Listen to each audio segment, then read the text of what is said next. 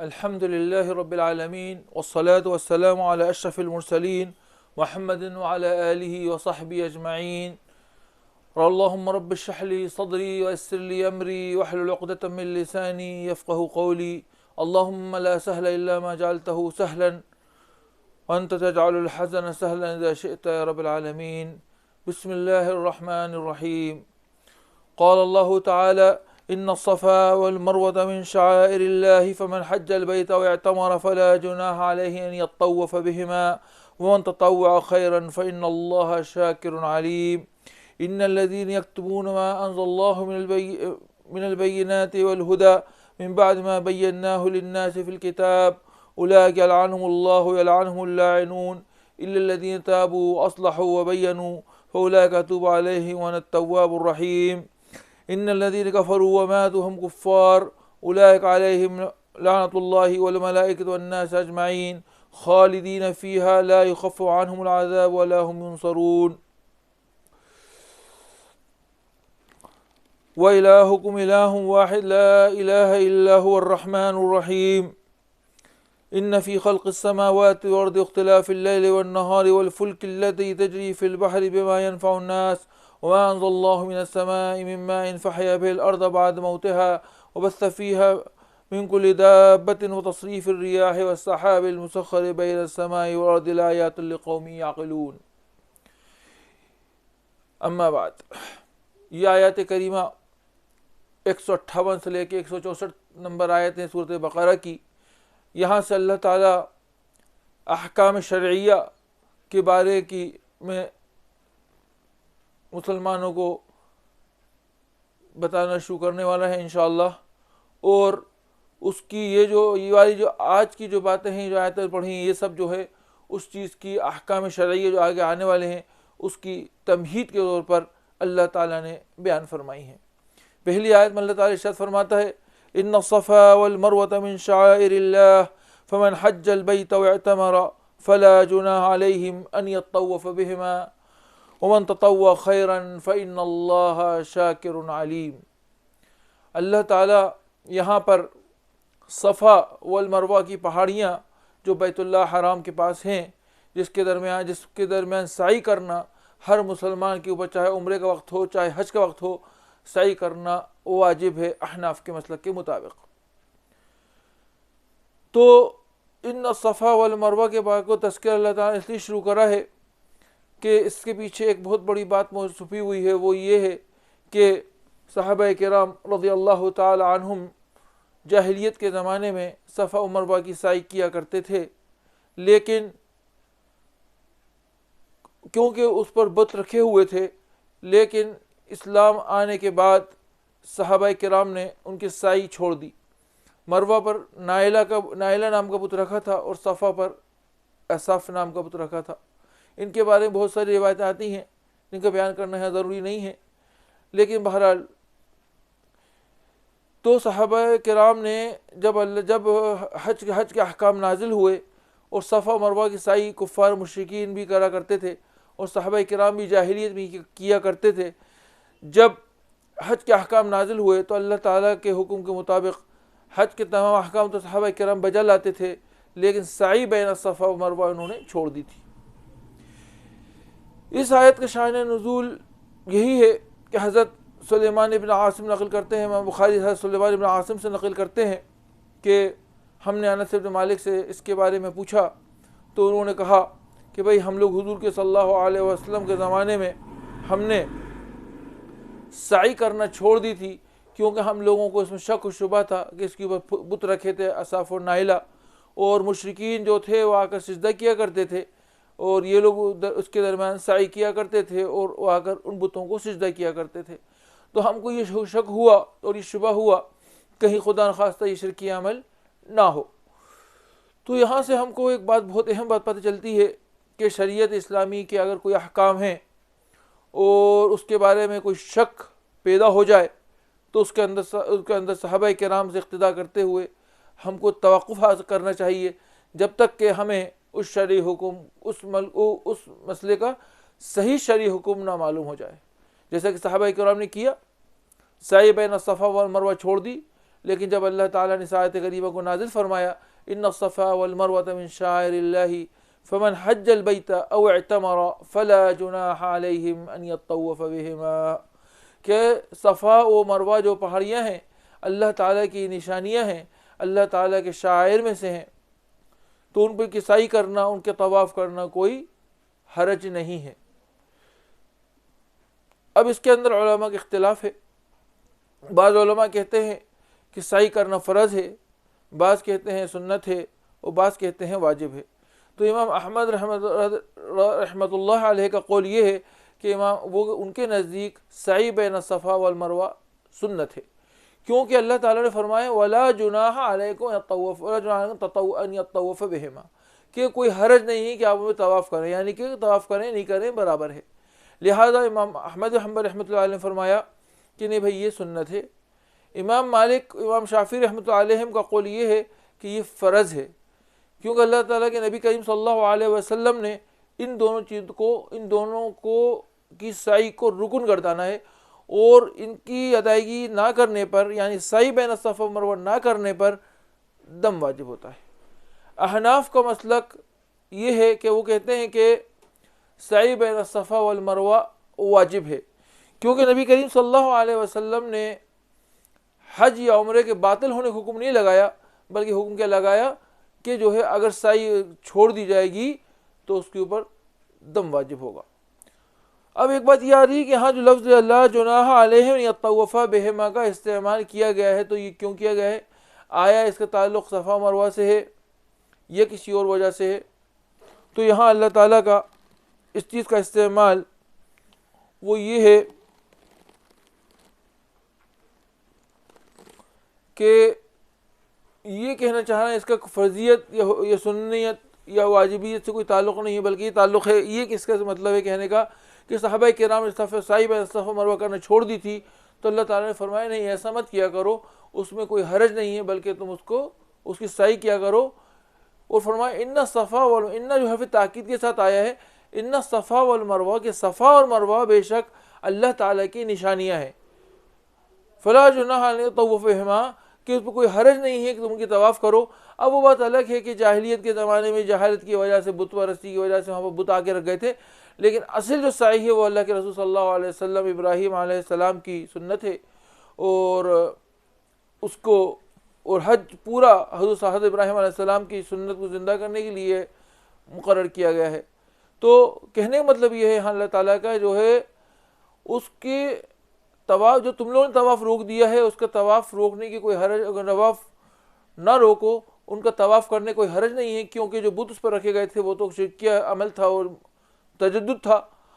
وہ ہٹا دیے گئے ہیں۔ اب وہ اللہ تعالیٰ کی نشانی جیسی تھی ویسی کی ویسے ہی ہیں، اس کا آپ لوگ طواف کیا کریں۔ تو لا جناح کہنے کا مطلب یہ ہے اس کا فرضیت یا سنیت یا واجبیت سے کوئی تعلق نہیں ہے،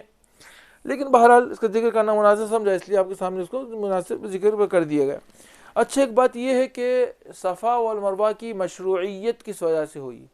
تو اس کے اندر علماء علیہم الرحمہ کے کئی اقوال ہیں، ان میں سے دو قول جو ہیں زیادہ مشہور ہیں۔ پہلا قول تو یہ ہے کہ سید حاجر علیہ السلام، حضرت اسماعیل علیہ السلام جب پیاس سے تڑپتے تھے تو وہ ان دونوں پہاڑوں کے درمیان چکر لگاتی تھی کہ شاید کہیں سے کوئی پانی کا انتظام ہو جائے، کہیں پانی کا کوئی چشمہ دکھ جائے، یا کوئی قبیلہ یا کوئی آنے والے جانے والے لوگ دکھ جائیں جن سے پانی لے کر بچے کو پلایا جا سکے۔ دوسرا قول جو یہ کہا، جو سب سے مطلب یہ دو راجح قول ہیں، ان میں پہلا قول تو وہ ہے جو زیادہ مشہور ہے، جو سید حاجر والا ہے، اور دوسرا قول یہ ہے علماء نے نقل کیا ہے کہ حضرت ابراہیم علیہ السلام کو جب اسماعیل علیہ السلام کو ذبح کرنے کا حکم دیا گیا تو مروہ کے دامن میں حضرت اسماعیل علیہ السلام کو ذبح کرنے کا حضرت ابراہیم علیہ السلام نے ارادہ کیا۔ تو کہا جاتا ہے ان دونوں کوئی وجہ ہو سکتی ہے، اور ان دونوں وجہوں کے درمیان مطابقت بھی کی جاتی ہے، اس طریقے سے کی جا سکتی ہے کہ جو ہے کیا نام ہے کہ چاہے وہ بھی اس کی مشروعیت کا سبب ہو سکتا ہے، سید حاجر کا جو سفر تھا دوڑنا تھا، اور اس کا سبب یہ بھی ہو سکتا ہے کہ حضرت ابراہیم علیہ السلام نے جو حضرت اسماعیل علیہ السلام کو ذبح کرنے کا ارادہ کیا تھا وہ مروہ پہاڑی کے دامن میں ذبح کرنے کا انتظام کیا تھا، اور اس کا ذکر جو ہے تورات میں بھی تھا، لیکن جو ہے یہود نے اس کو رد و بدل کر دیا، اسی لیے آگے ان کی سرزنش بھی آ رہی ہے، اور امت اسلامیہ کو اس بات پر آگاہ کیا جا رہا ہے کہ تم اس طریقے کا عمل مت کرنا۔ اللہ تعالیٰ کے ارشاد ہے ان الذین یکتمون ما انزل اللہ من البینات والہدی من بعد ما بیناہ للناس فی الکتاب اولئک یلعنہم اللہ ویلعنہم اللاعنون۔ اب اللہ تعالیٰ یہاں پر مسلمانوں کو، کیونکہ اب دیکھیے اب اللہ تعالیٰ جو ہے ایک امت سے دوسری امت کو امامت اور قیادت کی ذمہ داری سونپ رہا ہے، تو اللہ تعالیٰ کوئی بھی جب بھی کوئی کمانڈر کسی دوسرے کمانڈر کو کوئی کمانڈنگ سونپی جاتی ہے، تو جو اصل کمانڈر ہوتا ہے، جو فوج کا سربراہ ہوتا ہے یا جو حکومت سربراہ ہوتا ہے، وہ نئے عہدے پر پہنچنے والے شخص کو کچھ انسٹرکشن دیتا ہے، کچھ تعلیمات دیتا ہے۔ اسی دن کی یہ بات ہے جب ابھی درس کے شروع میں آپ سے کہا گیا تھا کہ احکام شرعیہ شروع ہونے والے ہیں، اور یہ جو کچھ آیتیں ہیں 5-7 آیتیں ہیں 57 سے، یعنی کہ 60 اور 4 3 4 7 آیتیں ہیں، اس کے اندر اللہ تعالیٰ جو ہے امت اسلامیہ کو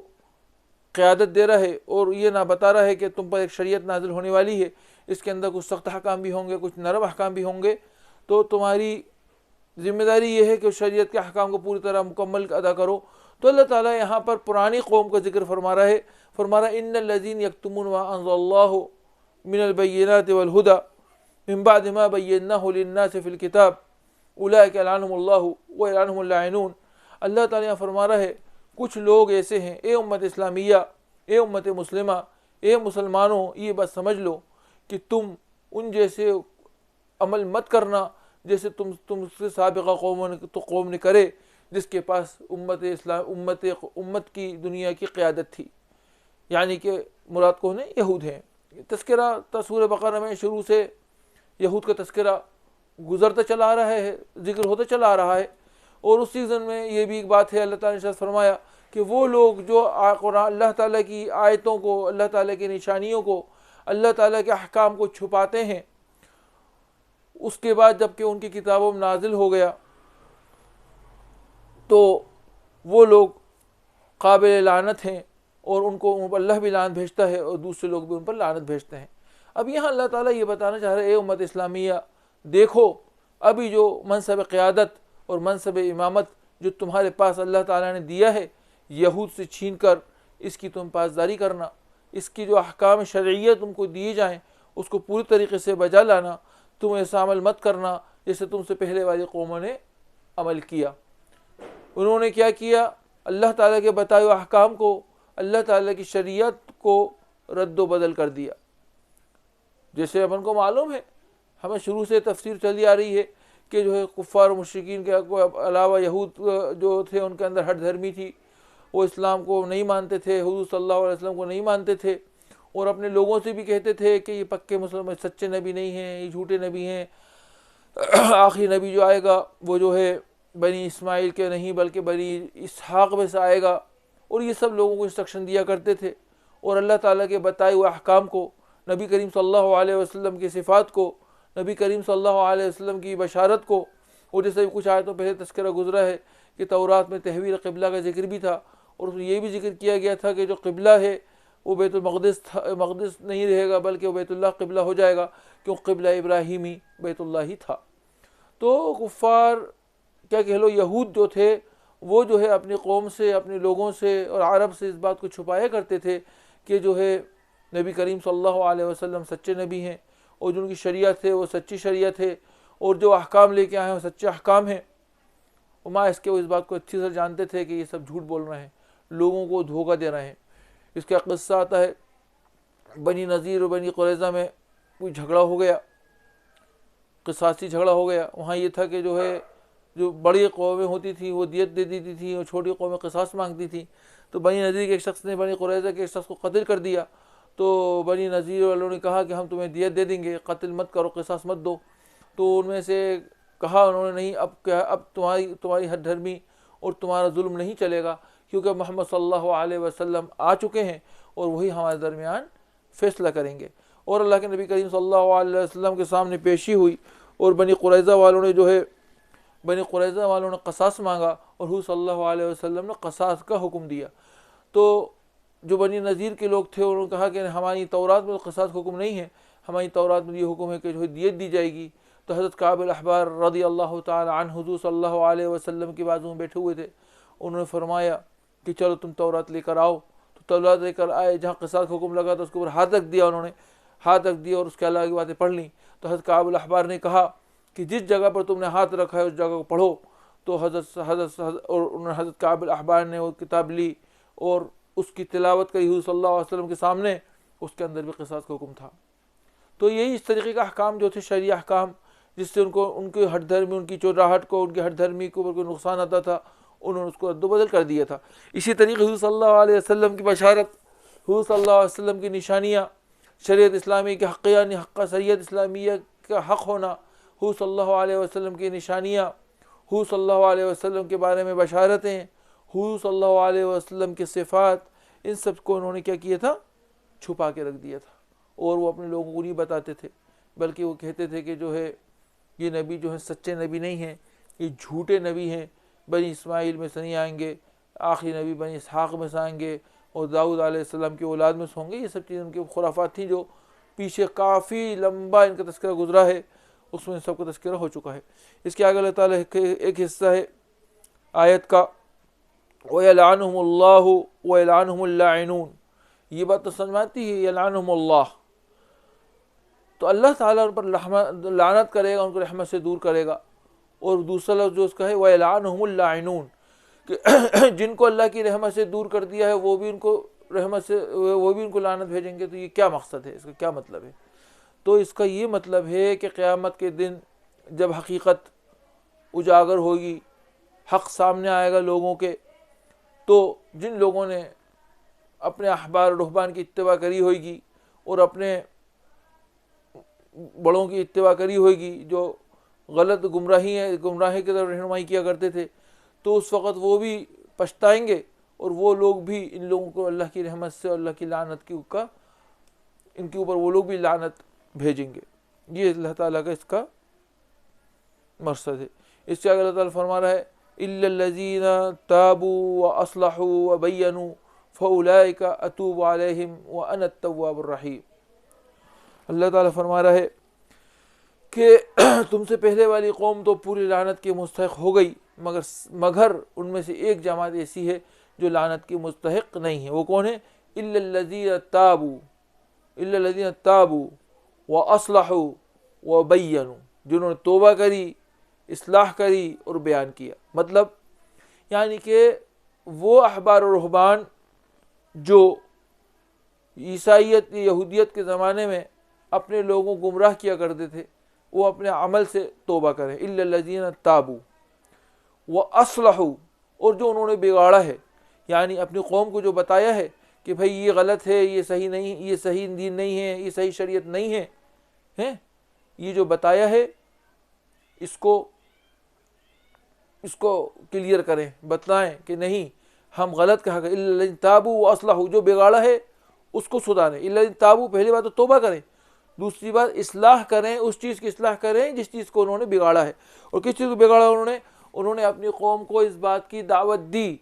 کہ، اور اس بات کا پیغام پہنچایا کہ نبی کریم صلی اللہ علیہ وسلم جو ہیں وہ سچے نبی نہیں ہیں۔ تو اب اصلاح کا کیا مقصد ہے کہ وہ یہ کہے نہیں ہم سے غلطی ہوئی، ہم غلطی پر تھے، اور ہم جو ہے اب اس بات کا اقرار کرتے ہیں کہ نبی اکرم صلی اللہ علیہ وسلم سچے نبی ہیں، اور ان کی شریعت حقہ ہے، اور امت دعوت ہے، ان کی قوم امت دعوت ہے، اور یہ دعوت پوری دنیا کے لیے عام ہے، کسی کے لیے خاص نہیں ہے، اور یہ صحیح اور حقیقت پسندانہ اور حق کی دعوت ہے۔ اس چیز کو لوگوں کے سامنے اجاگر کریں، ظاہر کریں۔ إِلَّا الَّذِينَ تَابُوا وَأَصْلَحُوا، اس چیز سے ہم کو ایک بات یہ بھی سمجھ میں آتی ہے کہ اگر کوئی ایسے عمل اپن سے سرزد ہو جائے، جو اپن علی الاعلان کوئی غلط کام کرا، اب اس سے کوئی غلط بات کری، اب ان کو اس چیز کا احساس ہو گیا، تو اپن ویسے ہی علی الاعلان اس چیز کو اپن قبول کریں گے، ہم سے غلطی ہوئی۔ یہ جو علم کہلائے گا، یہ جو ہے سمجھداری کہلائے گی، یہ جو ہے تکبر سے آپ کو بچائے گا۔ تو إِلَّا الَّذِينَ تَابُوا وَأَصْلَحُوا وَبَيَّنُوا، اور جو ہر چیز کو کھول کر بیان کر دیں کہ ہاں تورات میں یہ لکھا ہے، تورات میں قصاص ہے، تورات میں نبی کریم صلی اللہ علیہ وسلم کی بشارت ہے، تورات میں تحویل قبلہ کا تذکرہ ہے، تورات میں نبی کریم صلی اللہ علیہ وسلم کے آنے کے زمانے کا ذکر ہے، تورات میں اللہ کے نبی کریم صلی اللہ علیہ وسلم کی صفات موجود ہیں. ان سب چیزوں کو اپنے لوگوں کے سامنے بیان کریں. الذین تابوا واصلحوا الا الذین تابوا واصلحوا وبینوا اولئک اتوب علیہم. تو اللہ تعالیٰ فرما رہے ایسے لوگوں کی توبہ ہم قبول کر لیں گے اور ہم ان کو معاف کر دیں گے، اور ہم ان کی توبہ کو قابل اعتبار سمجھیں گے، کیونکہ ہماری صفت یہ ہے کہ ہم تواب رحیم ہیں، ہم بہت زیادہ توبہ قبول کرنے والے اور رحم کرنے والے ہیں. الا الذین تابوا واصلحوا وبینوا اولئک، ان لوگوں کو، اتوب علیہم، میں ان کی توبہ قبول کروں گا. وانا التواب الرحیم، اور میں ہی سب کی توبہ قبول کرنے والا ہوں، اور میں ہی لوگوں کی توبہ قبول کرنے پر ان پر رحم کرنے والا ہوں. یہاں ایک بات اور ہے کہ ایک مسئلہ، بہت اہم مسئلہ ہے یہ، کہ آیا کسی کافر کے اوپر عمل لعنت کیا جا سکتا ہے کہ نہیں، اس کے لیے بد دعا کی جا سکتی ہے کہ نہیں. تو علماء کا، مفسرین کا اس بات پر اتفاق ہے کہ اگر عام طور پر دعا کری جا رہی ہے، قنوت نازلہ میں دعا کی جاتی ہے، تو اس میں کوئی حرج نہیں، کی جا سکتی ہے. لیکن کسی پرٹیکولر ہندو یا کافر کے بارے میں کہا جائے اللہ تعالیٰ اس شخص کو، فلاں شخص کو ہلاک کر دے، تو ایسا کرنے کی اجازت نہیں ہے، بلکہ ایسا کرنا ناپسندیدہ ہے. کیونکہ ابھی اللہ تعالیٰ نے اس کے بعد زندگی موجود ہے، اس کا غرغرہ نہیں ہوا ہے، ہو سکتا ہے اس کا آخری عمل جو ہے ایسا ہو کہ وہ جنتی ہو جائے. اس لیے کیونکہ دعا کرو گے، بد دعا کرو گے، تو کبھی کبھی اللہ تعالیٰ کی بد دعا لگ بھی جاتی ہے، اور خدا خواستہ اگر اس کو ہدایت، کیونکہ لا یغیر القدر الا الدعاء، معلوم بات ہے کہ تقدیر کی تبدیل جو ہے دعا کے ذریعے ہو سکتی ہے، اس کے علاوہ تبدیل نہیں ہو سکتی. تو ہو سکتا ہے تم کسی شخص کی دعا کر دو، اس کے لیے ہدایت لکھی ہو، ایک عام بات ہے، وہ ہدایت یافترین ہوئے کہ اس لیے تم نے بد دعا کر دی. تو یہ کہا جاتا ہے، علماء کہتے ہیں کہ اگر کسی پرٹیکولر شخص کے بارے میں اگر آپ یہ کہیں تو اس کی اجازت نہیں ہے. عام طور پر اگر کفار و مشرکین، دشمنان اسلام کے لیے بد دعا کریں تو اس کی اجازت ہے. اور خاص کر آج کل ہمارے ہندوستان کے حالات ہیں، مطلب پوری امت اسلامیہ کے اوپر جو پریشانی گزر رہی ہیں، ایسے حالات میں تو جہاں تک میں سمجھتا ہوں بد دعا کرنا چاہیے دشمن اسلام کی، کیونکہ انہوں نے ہٹ دھرمی میں اسلام اور مسلمانوں کے خلاف سازشیں کر رہے ہیں، اسلام اور مسلمانوں کو قتل عام کر رہے ہیں، اور ذرا رحم نہیں کھا رہے. بچے نہ دیکھ رہے، نہ عورتیں دیکھ رہے، نہ بوڑھے دیکھ رہے، نہ مرد دیکھ رہے، نہ جوان دیکھ رہے، نہ بوڑھا دیکھ رہے، نہ کوئی غریب دیکھ رہے، نہ امیر دیکھ رہے. ہر ایک کو اپنے ظلم و ستم کا شکار بنا رہے ہیں. ہر ایک کو عورتوں کی بے عزتی کر رہے ہیں، عورتوں سے زنا کر رہے ہیں، بچوں کو قتل کر رہے ہیں، نوجوانوں کو بے قصور مار رہے ہیں، دکانوں کو جلا رہے ہیں، مسجدوں کو آگ لگا رہے ہیں. تو ایسے لوگوں کے لیے تو دعا کرنا ضروری ہے. اور جو اس چیز کو ہوا دے رہا ہے وہ برابر کس میں شریک ہے. یعنی کہ اللہ تعالیٰ فرمایا کہ جو اچھائی کا حکم دے گا، اچھائی کا اس کو ثواب بھی ملے گا، اور اس نے دوسرے کو دعوت دی ان کا بھی ثواب اس کو ملے گا. اسی طریقے سے جو کفر کرے گا، شرک کرے گا، پریشان کرے گا، مسلمان ایمان والوں کو پریشان کرے گا، اور سبب بنے گا ان کی پریشانی کا، یعنی کہ کوئی ایکشن نہیں لیا جائے گا اس حرکتیں کرنے پر، جیسے تریپورہ میں ہو رہا ہے.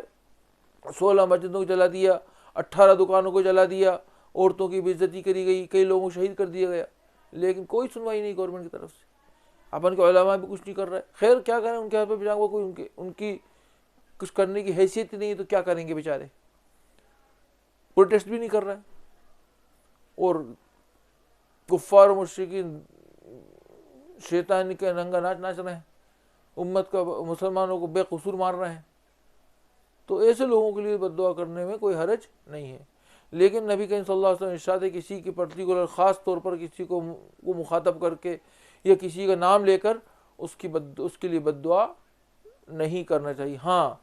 لیکن اس بات میں علماء کے اتفاق اس بات پر بھی ہے کہ اگر کوئی ایسا شخص ہے، ہٹ دھرم ہے، ظالم ہے، جس کی ہدایت یافتہ ہونے کے امکانات 5% بھی نہیں ہے، جیسے اپن کا امت شاہ ہے، مودی ہے، یوگی ہے، اس ٹائپ کے لوگ جو ہے نا، ان لوگوں کے لیے تو نام لے کے دعا کرنا چاہیے، کیونکہ اللہ تعالیٰ ان کو ہلاک کرے گا، جبھی تو امت کو چھٹکارا ملے گا ان لوگوں سے۔ تو جن کے بارے میں یقین ہے کہ یہ نہیں سدھریں گے، ان کو ہدایت نہیں ملے گی، یعنی کہ زیادہ تر یقین غالب ہے کہ یہ جو ہے، خاص کر جیسے مثال کے طور پر RSS جماعت تنظیم ہے، ان کی ہدایت یافتہ ہونے کا، جماعت کا ہدایت یافتہ ہونے کا کوئی امکان ہی نہیں ہے۔ تو RSS کا نام لے کے RSS کے لیے بد دعا کی جا سکتی ہے، وشو ہندو پریشد ہے، اس کے لیے بھی بد دعا کی جا سکتی ہے۔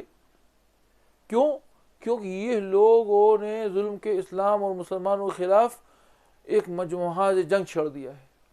اللہ تعالیٰ نے ان کو حکومتیں دی ہیں، پاور دیے ہیں، تو اس کا غلط استعمال کر کے ظلم و ستم حد سے زیادہ کر چکے ہیں۔ اللہ تعالیٰ ان کو ہلاک کرے، آمین ثم آمین۔ آپ لوگ بھی آمین کہیے گا سننے کے بعد۔ تو یہ ہے کہ اگر کوئی جماعت ہے ایسی، یا عام طور پر بات کی جا رہی ہے، کفار پہ لعنت قنوت نازلہ میں کی جاتی ہے، تو اس میں کوئی حرج نہیں ہے۔ لیکن کسی پرٹیکولر خاص شخص کے بارے میں، کوئی خاص شخص ہے، یعنی کہ کسی کے لینے نہ دینے میں، لیکن اپن صرف اس لیے کہ وہ کافر ہے اس کے لیے بد دعا کریں، تو اس کی اجازت نہیں ہے۔ پھر اللہ تعالیٰ ارشاد فرماتا ہے، ان الذین کفروا وماتوا وهم کفار اولئک علیہم لعنت اللہ والملائکۃ والناس اجمعین۔ اگر ارشاد فرما رہا ہے وہ لوگ جنہوں نے کفر کیا اور کفر پہ ہی قائم رہے، وہ ماتو، اور کفر کی حالت میں ہی ان کا انتقال ہوا، ماتو وہم کفار، اور کفر کی حالت میں انتقال، اولئک، ان لوگوں پر کیا ہے، علیہم، ان پر ہے، لعنت اللہ، اللہ کی لعنت، والملائکہ، لعنت اللہ، والملائکۃ والناس اجمعین، کہ جو کفر کی حالت میں مر گئے، کفر کی حالت میں چلے گئے، تو ان کے لیے ہلاکت ہے، لعنت ہے۔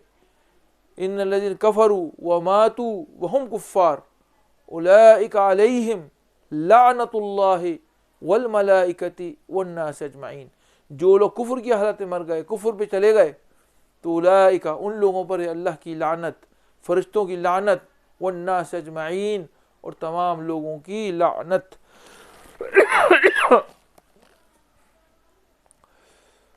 اس کے بعد اللہ تعالیٰ نے یہاں ایک لفظ آیا ہے کفر، ان الذین کفروا وماتوا وهم کفار۔ ایک کفر کا تو ایک عام مطلب تو یہ ہے کہ بھئی اللہ کی نافرمانی کرنے والا، لیکن مفسرین نے اس کی 6 کیٹیگریاں گنائی ہیں۔ پہلی کیٹیگری تو وہی ہے جو ہم نے ابھی بات کری، کہ ایسے شرک، ایسے کفار جو سرے سے اللہ تعالیٰ کو نہیں مانتے، اللہ تعالیٰ کو نہیں مانتے، اللہ تعالیٰ کی دعوت کا انکار کرتے ہیں، نہ نبی کو مانتے، نہ اللہ کو مانتے، نہ نبی کو مانتے، نہ قرآن کو مانتے، کھلے عام اللہ کے انکار، اللہ کے رسول کا انکار کرتے ہیں۔ دوسرا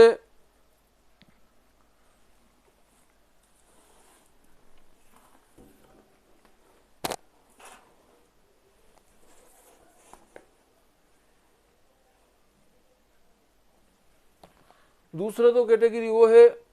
جو اللہ کو تو مانتے ہیں،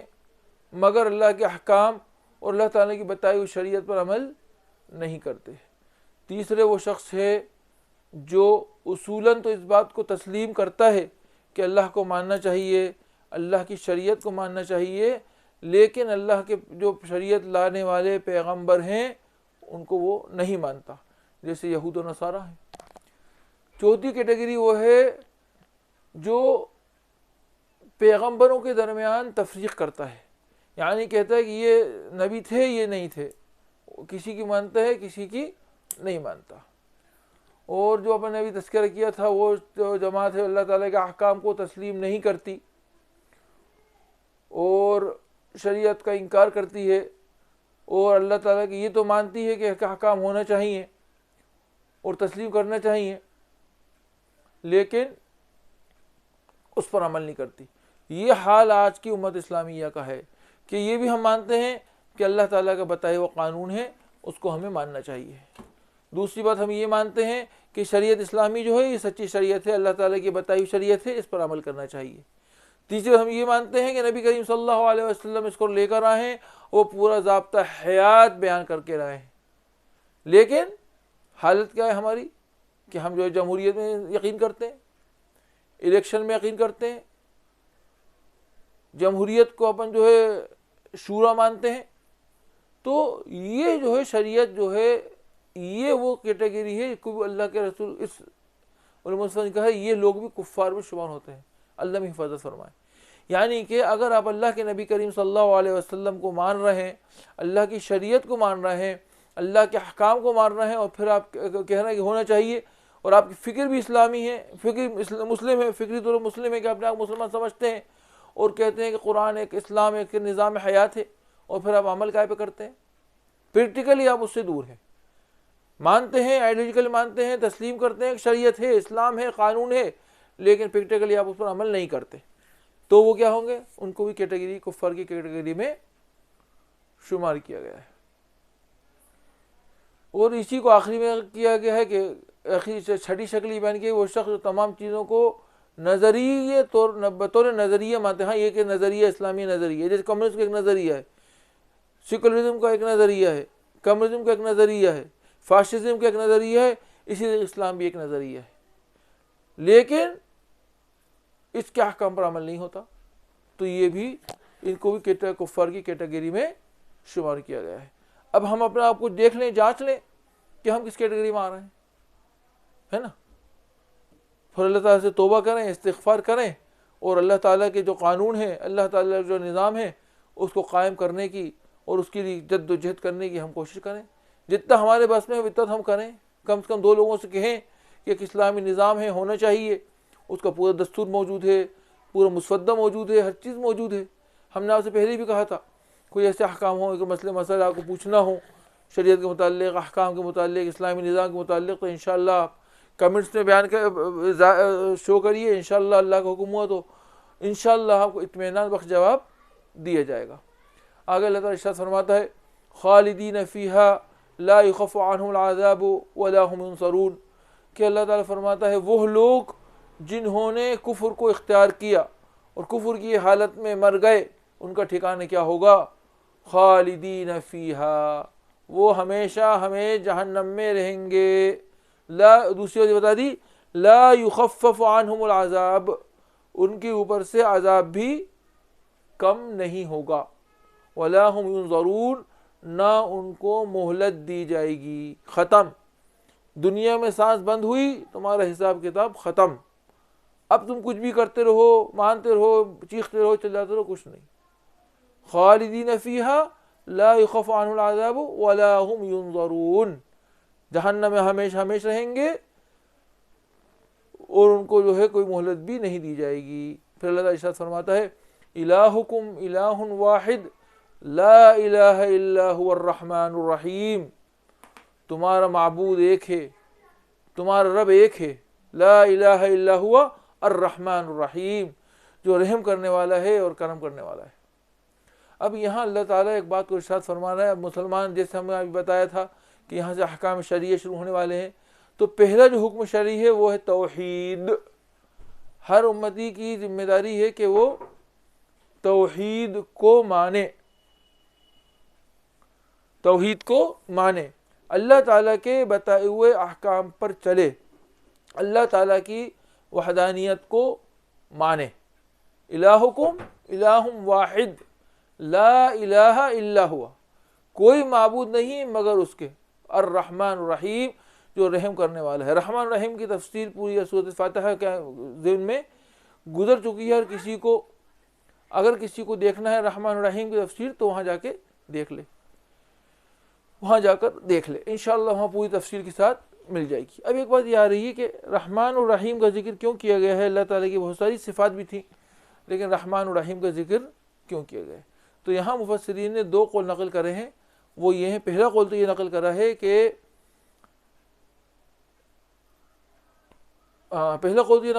کہ امتیں جو دنیا میں امتیں پائی جاتی تھیں، انہوں نے اللہ تعالیٰ کی 2 تصور قائم کر لی۔ ایک تصور کیا قائم کیا؟ ایک تصور یہ قائم کیا اللہ تعالیٰ بہت زیادہ رحم کرنے والا ہے، بہت زیادہ کرم کرنے والا ہے، اگر ہم گناہ کریں گے اللہ تعالیٰ معاف کر دے گا، گناہوں میں ڈوب گئے۔ دوسرا تصور یہ قائم کرے کہ اللہ تعالیٰ بہت زیادہ جلال و جبروت والا ہے، ہم اللہ تعالیٰ سے بات نہیں کر سکتے، اللہ تعالیٰ سے اپنی مغفرت کی طلب نہیں کر سکتے، تو ہماری شفاعت ہمارے بت اور ہمارے معبودین کر دیں گے۔ تو یہ دو ہو گئے۔ تیسری جماعت ہے وہ یہ ہے کہ اللہ تعالیٰ رحم کرنے والا ہے، وہ ہم کو صحیح راستہ دکھایا ہے اور صحیح راستے پر اللہ تعالیٰ کے بتائے ہوئے راستے پر عمل کر رہے ہیں، اور وہ اللہ تعالیٰ نے ایمان والوں کو امت وسط قرار دیا ہے۔ لیکن یہ جو دو کیٹیگری ہیں، ایک وہ جو اللہ تعالیٰ کے رحمان اور رحیم کی صفت کو مان کر اللہ تعالیٰ کے اللہ رحمان الرحیم کی صفت اللہ کے رحمان الرحیم کی صفت کو کہ مان کے اللہ تعالیٰ کے انکار کر رہے ہیں، اللہ تعالیٰ نافرمانی کر رہے ہیں، اور یہ کہوں گا اللہ تعالیٰ ہم کو معاف کر دے گا۔ یہ تھی مرجئہ، یہ ایک جماعت گزری ہے امت اسلامیہ میں، اس کا نام مرجئہ تھا۔ مرجئہ تھے، ان کا ہر چیز رجا پر قائم تھی، اللہ تعالیٰ کی امید پر قائم تھی کہ ہم تو کچھ بھی کریں گے اللہ تعالیٰ ہماری مغفرت کر دے گا۔ دوسری تو کفار مشرکین کی ہے، تو انہوں نے کیا کیا کہ انہوں نے سوچا کہ اللہ تعالیٰ ہماری شفاعت کر دے گا، اللہ تعالیٰ کے نزدیک ہم اللہ تعالیٰ سے اپنی شفاعت نہیں کروا سکتے، تو اللہ تعالیٰ ہمارے جو معبودین ہیں وہ ہماری شفاعت کر دیں گے۔ تو یہ دو کیٹیگری تقسیم ہو گئی، اور اللہ تعالیٰ رحمٰن الرحیم صفت کا اس لیے ذکر کیا ہے کہ جو اللہ تعالیٰ کو یہ ظاہر کرنا تھا کہ اللہ تعالیٰ اتنا ظالم و جابر نہیں ہے کہ تم اللہ تعالیٰ کے قریب نہ آ سکو، اور دوسری بات یہ بتانا تھی اللہ تعالیٰ کو کہ اللہ تعالیٰ رحم کرنے والا ہے، کرم کرنے والا ہے، اور تم سے کوئی غلطی ہوگی تو اللہ تعالیٰ تم کو معاف کر دے گا۔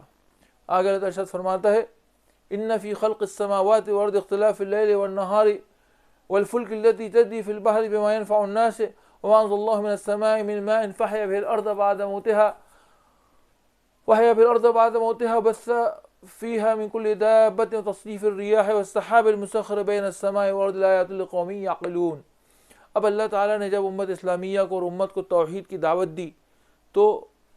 خالی جو اندھی دعوت نہیں ہے، اللہ تعالیٰ نے فرمایا کہ اللہ تعالیٰ کو ماننے کے لیے، اللہ تعالیٰ کی دعوت کو قبول کرنے کے لیے، اللہ تعالیٰ کی وحدانیت کو ماننے کے لیے تم کیا کرو، اللہ تعالیٰ کے بنائے ہوئے نظام قدرت میں دیکھو، ان فی خلق السماوات والارض، آسمان و زمین کی خلقت میں، واختلاف اللیل والنہار، رات کے اور دن کے آنے جانے میں، اختلاف اللیل والنہار، وہاں نزل من السماء والفلک التي تجری فی البحر، اور وہ کشتی جو سمندر میں بحر کرام میں جو کشتی ڈوبتی ہے، تیرتی ہے، اور سامان لے کے لوگوں کو مادیات لے کے لوگوں کو لے کے سفر کرتی ہے، وہ کشتی بھی کیسے اللہ تعالیٰ کی قدرت کا نظام ہے کہ وہ کشتی پانی میں اتنے بڑے سمندر چل رہی ہے اور ڈوب نہیں رہی، چلتی جا رہی ہے ہوا کے رخ سے۔ والفلک التي تجری فی البحر بما ينفع الناس، یعنی کہ اس کا مال تجارت ہے، ان کے اندر لوگوں کو سفر ہے، زیادہ سفر ہے، خود لوگ اس میں سفر کر رہے ہیں، وہ جو ہے کتنا بھی لوڈ اس پہ ہے، لیکن وہ اللہ تعالیٰ کے حکم سے سمندر کے اوپر چلتی جا رہی ہے۔ سمندر کتنا بڑا کتنا گہرا اللہ تعالیٰ کی جانتا ہے نا، کشتی اس پہ چلتی جا رہی ہے، کچھ اس کو نقصان نہیں ہو رہا، الا کہ اللہ تعالیٰ حکم ہو جائے تو بات الگ ہے، وہ تو ہر جگہ ہی ہوتا ہے اللہ تعالیٰ حکم۔ اور پھر اللہ تعالیٰ فرماتا ہے اور زمین کے اندر جو اللہ تعالیٰ نے زمین سے جو اللہ تعالیٰ پودے اگاتا ہے، زمین کو جو مردہ ہونے کے بعد زندہ کرتا ہے، اس میں اللہ تعالیٰ کے لیے نشانیاں ہیں، اللہ تعالیٰ کی وحدانیت نشانیاں ہیں کہ اللہ تعالیٰ جب یہ سب خود کر سکتا ہے تو اس کو کسی کی مدد کی ضرورت نہیں ہے۔ جب اللہ تعالیٰ سب کی مدد کر سکتا ہے، سب اللہ تعالیٰ خود کر سکتا ہے، سب بنا سکتا ہے، سب کر سکتا ہے، تو اللہ تعالیٰ کو کسی کی مدد کی ضرورت نہیں ہے۔ پھر آگے اللہ تعالیٰ فرماتا ہے ان سب چیزوں میں اللہ تعالیٰ کے لیے، ان سب چیزوں میں اللہ تعالیٰ کی وحدانیت اور توحید اور رسالت پر اللہ تعالیٰ کا توحید پر اللہ تعالیٰ کو قائم، اللہ تعالیٰ کی ان نعمتوں کو، ان قدرتوں کو دیکھ کے، اس دنیا پر غور و فکر کر کے اللہ تعالیٰ پر ایمان انسان لا سکتا ہے، اور یہ ایمان بالیقین ہوگا، ایمان بالعقل ہوگا، نہ کہ خالی ایمان اعمیٰ ہوگا، بڈھی والی ایمان نہیں ہوگا، بلکہ پکا والا ایمان ہوگا کہ جب اللہ تعالیٰ کی قدرت دیکھے گا، اللہ تعالیٰ کے نظام قدرت کو دیکھے گا، اللہ تعالیٰ کی تمام چیزوں کو دیکھے گا، تو جب اس کے دل پہ ایمان آئے گا تو اس کا ایمان پکا والا ہوگا کہ اللہ تعالیٰ کا بتایا ہوا ایمان ہے، اللہ تعالیٰ ہی ہے جس نے یہ سب چیزیں بنائی ہیں، اور اس نے ہی اس کی دعوت دی، اسی پر عمل کرنا ہے، اور اس کے پیچھے اللہ تعالیٰ کا یہ ہے کہ اللہ تعالیٰ امت اسلامیہ کو یہ کہنا چاہ رہا ہے کہ دیکھو امت اسلامیہ، تمہارا مشن دعوت توحید ہے۔ جس دن سے تم اس دعوت کو، جس دن سے اللہ تعالیٰ نے تمہیں اس دنیا میں بھیجا ہے، ایمان والا بنایا ہے، اس دنیا میں بھیجا ہے، اس دن سے تمہارے ذمے ایک مشن ہے، اور وہ یہ ہے کہ اس دعوت توحید کو دنیا کے کونے کونے تک پہنچاؤ۔ ہر انسان کی ذمہ داری ہے کہ دعوت جس طریقے سے پہنچا سکے پہنچائے، جیسے اس کے تحت لکھ کے، پڑھ کے، فوج کے ذریعے، جس کے ذریعے پہنچا سکے پہنچائے، کیونکہ یہ ہر مسلمان کی ذمہ داری ہے کہ اللہ تعالیٰ کی بنائی ہوئی دعوت، جس مشن سے اللہ تعالیٰ نے انسان اور مسلمانوں کی دنیا میں بھیجا ہے، اس مشن کو اللہ تعالیٰ کو اس مشن کو مد نظر رکھتے ہوئے انسان کو اپنی زندگی کا ہر قدم اٹھانا چاہیے۔ اور سب سے پہلا مقصد انسان یہ ہونا چاہیے کہ یہ دعوت، یہ وہی مشن، یہ توحیدی مشن، اس کو لے کے چلنا ہے اور اس کو دنیا کے کونے کونے تک پہنچانا ہے۔ اب اس کے لیے جو بھی طریقہ اپنانا پڑے، دعوت تبلیغ کا طریقہ ہے، جہاد کا طریقہ ہے، میڈیا کا طریقہ کار ہے، خط و کتابت ہے، رسالہ ہے، میگزین ہے، کتابیں ہیں، لٹریچر ہے، کس طریقے سے آپ کی ذمہ داری یہ ہے کہ اس لٹریچر کو آپ جو ہے اس دین کو دوسری قوموں تک پہنچا دیں، جبھی آپ بری ذمہ ہوں گے۔ وآخر دعوانا الحمدللہ رب العالمین۔ یکم ربیع الثانی 1443 ہجری، 7 نومبر 2021 عیسوی، بروز اتوار، انشاءاللہ اگلے ہفتے سے احکام شرعیہ کے کچھ احکام آنا شروع ہوں گے۔ وآخر دعوانا الحمدللہ رب العالمین۔ سبحان ربک رب العزت عما یصفون وسلام علی المرسلین۔